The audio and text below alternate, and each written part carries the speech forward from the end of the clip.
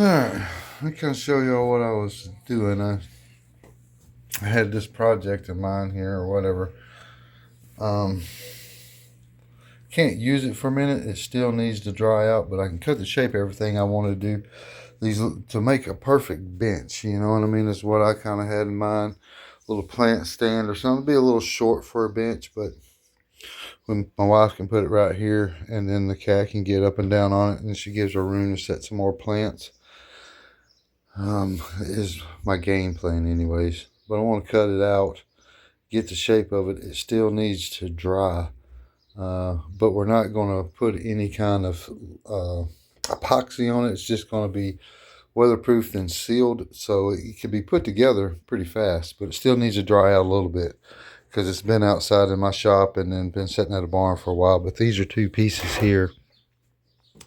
Those are going to be the legs. That's going to be the connector. And of course, that's going to be the top. I want to round the edge off here and round the edge off there. So, yeah. All right. See what we got here. All right, there's my base. That's what I had in mind right there. I got a nice sand on this right here. Still see the saw marks. I kind of like that in there where you see the marks going through it. So I'm going to leave those. And then the edges here, I think turned out pretty good. I like how that looks. I used the Craig joint in the back. That way, you know, it kind of hid my pockets, messed up on that one a little bit, but good and sturdy. So,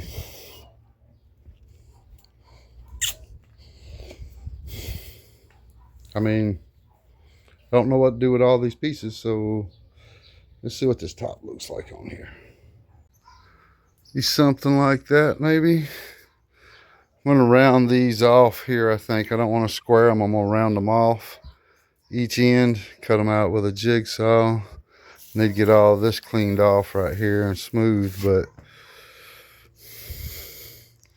it fits just right here. See how it kind of lines up good. This one's a little, I don't know if you see, it lines up pretty good right there.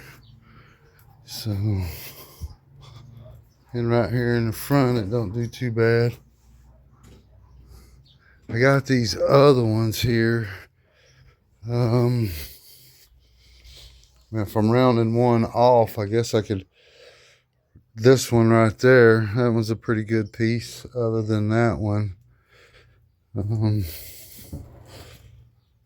on. That would be bark side up. That'd be the right side. Says flipping it over. Guess it really doesn't matter if it's what side's up, right?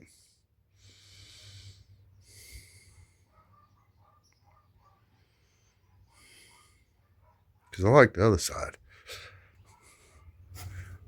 Hang on. I like that side. I mean, sand it down. See what the wife thinks. But sand that down, round it off, sand it down real smooth.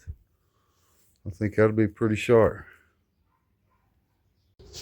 This is the one I picked here to do my top. I went ahead and rounded it off on the edges here. So that way it's you won't bump your legs on it or nothing. I lost that one, but this one's a pretty good piece. So we're going with it. I got to sand it, get the bark off, and then let it sit in the house forever. All right, let me get busy. Kind of the gist of what I was going for right there. I guess all right. I still got a lot more sanding to do on it. My belt sander, I cannot find my 80 grit, so I've got to go get some 80. Overall, I think it's all right. Yeah, so I mean, just right. I mean, my knees ain't funky bent or nothing, you know. So I'm dusty, but yeah, overall, I think it's pretty dang. I'm gonna get the rest of the sand and get these waves out right here from the sawmill. That way it's all smooth. I got, like I said, I got to get some 80 grits. I've been hitting it with 120. It just is not cutting it down fast enough. So, But I think it turned out all right. It's a little long, but I like it.